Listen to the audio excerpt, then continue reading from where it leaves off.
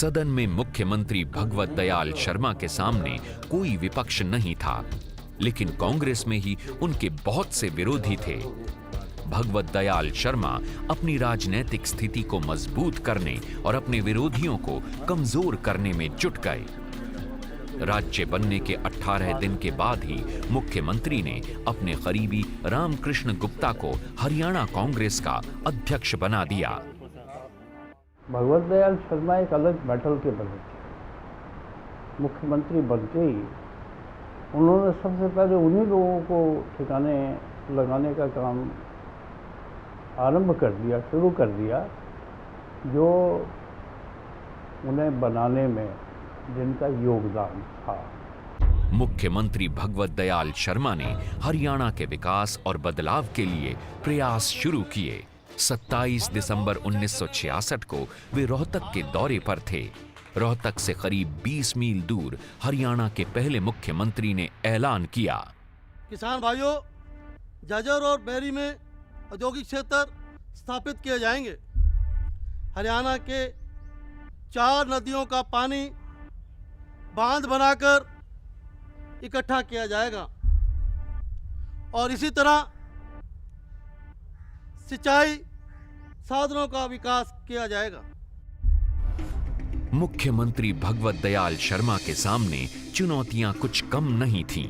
चंडीगढ़ को अपने साथ जोड़ने के मसले पर अब भी हरियाणा और पंजाब के बीच खींचतान जारी थी। पंजाब कांग्रेस और अकाली दल के दबाव में केंद्र सरकार चंडीगढ़ पर नरम पड़ रही थी। इस मसले को सुलझाने के लिए हरियाणा के मुख्यमंत्री भगवत दयाल शर्मा ने केंद्रीय गृह मंत्री वाईवी चव्हाण से मुलाकात की।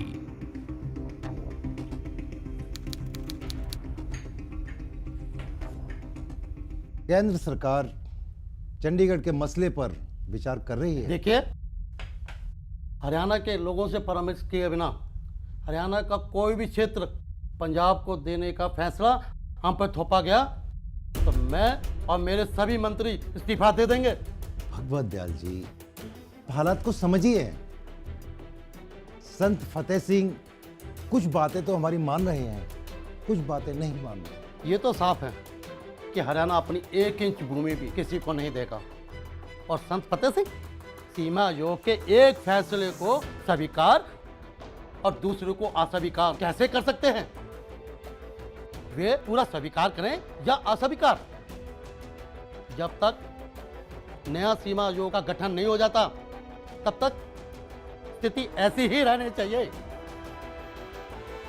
अलग राज्य हरियाणा बन जाने के बाद चंडीगढ़ का मसला दोनों राज्यों के बीच उलझा हुआ। पंजाब के नेता चंडीगढ़ को पंजाबी भाषी क्षेत्र मान रहे थे, लेकिन मुख्यमंत्री भगवत दयाल शर्मा 1 इंच जमीन भी पंजाब को देने के मूड में नहीं थे। तभी हरियाणा बनने के 40 दिनों बाद ही विधानसभा भंग कर दी। विधानसभा भंग होने के बाद 17 फरवरी 1967 को हरियाणा के पहले विधानसभा चुनाव हुए। हरियाणा विधानसभा चुनाव में कांग्रेस को 81 में से 48 सीटों पर जीत मिली। भगवत दयाल शर्मा को दोबारा मुख्यमंत्री का ताज सौंप दिया गया। 10 मार्च 1967 को भगवत दयाल शर्मा ने मुख्यमंत्री पद की शपथ ली। भगवत दयाल शर्मा ने अपने समर्थकों को मंत्रिमंडल में शामिल किया, लेकिन देवीलाल, राव वीरेंद्र सिंह, चांदराम और मनीराम गोधरा को मंत्रिमंडल में जगह नहीं दी। मंत्रिमंडल में शामिल नहीं किए जाने से नाराज राव वीरेंद्र सिंह ने कांग्रेस से अलग होकर चंडीगढ़ में 12 विधायकों के साथ हरियाणा कांग्रेस नाम से एक नई पार्टी का ऐलान कर दिया। इस कदम के बाद 16 निर्दलीय और 12 भारतीय जनसंघ के विधायकों ने मिलकर नवीन हरियाणा पार्टी बना ली। राव वीरेंद्र सिंह की पार्टी हरियाणा कांग्रेस और नवीन हरियाणा पार्टी ने मिलकर संयुक्त मोर्चे का गठन कर लिया।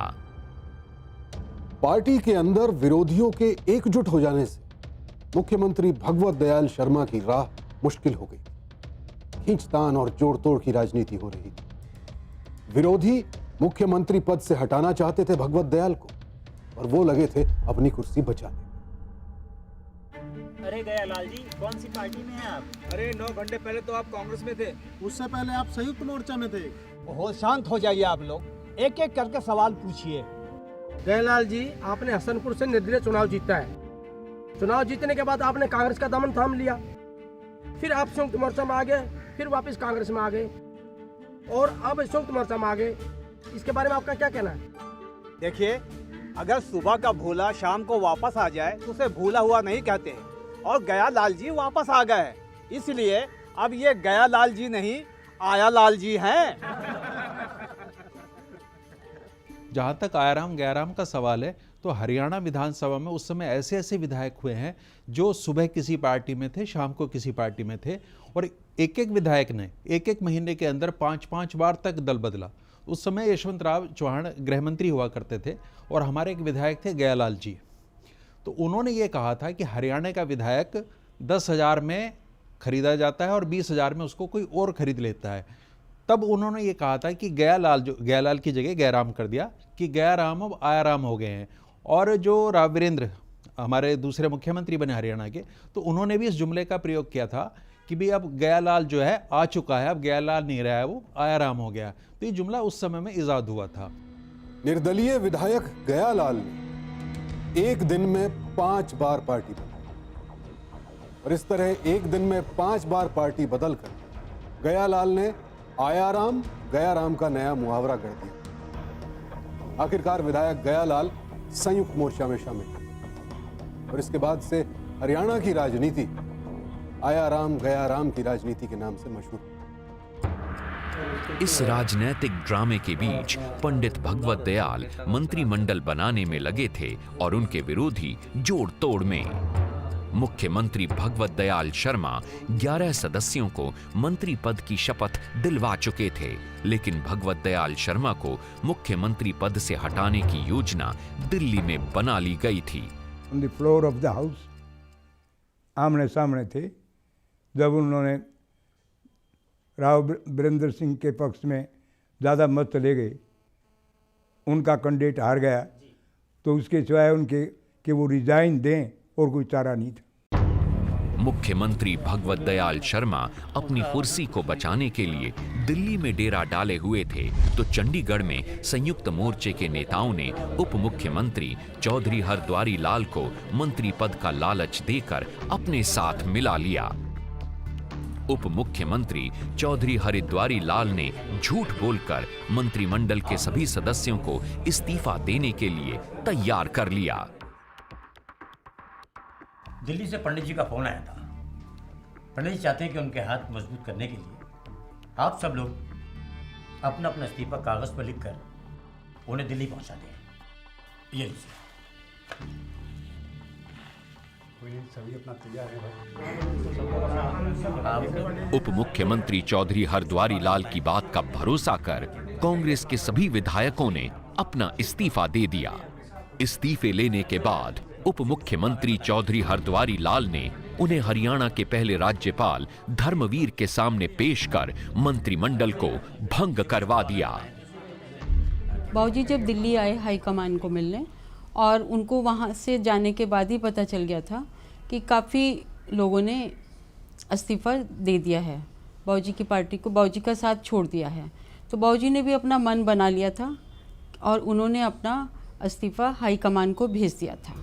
इस विश्वासघात के बाद पंडित भगवत दयाल शर्मा के सामने इस्तीफा देने के अलावा कोई और दूसरा रास्ता नहीं बचा था। 22 मार्च को मुख्यमंत्री भगवत दयाल शर्मा ने अपना त्याग पत्र राज्यपाल धर्मवीर को भेज दिया। सरकार बनने के 13 दिन बाद ही भगवत दयाल शर्मा को मुख्यमंत्री पद त्यागना पड़ा।